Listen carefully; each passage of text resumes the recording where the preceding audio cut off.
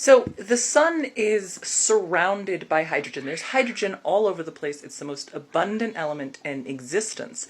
So why can't the sun and the stars just endlessly fuse or burn this hydrogen? So first of all, when we say burn, it's kind of a sloppy term. What we really mean is fuse. So thermonuclear fusion.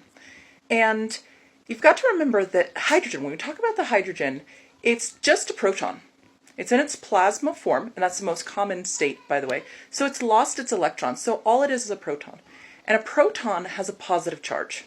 Now you've probably played with magnets before. When you try and stick two magnets, two sides with the same charge together, they repel each other.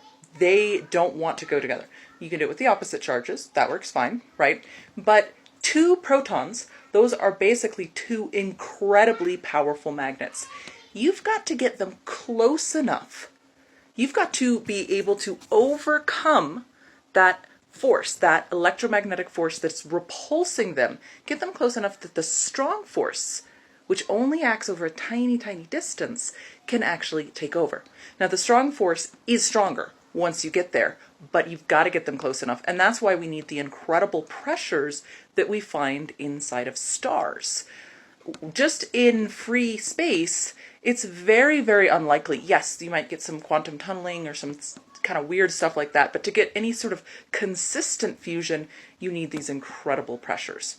And that's why fusion is really only going to be happening, for the most part, at the cores of stars and just really dense, hot environments like that, and not in free space. So, awesome question.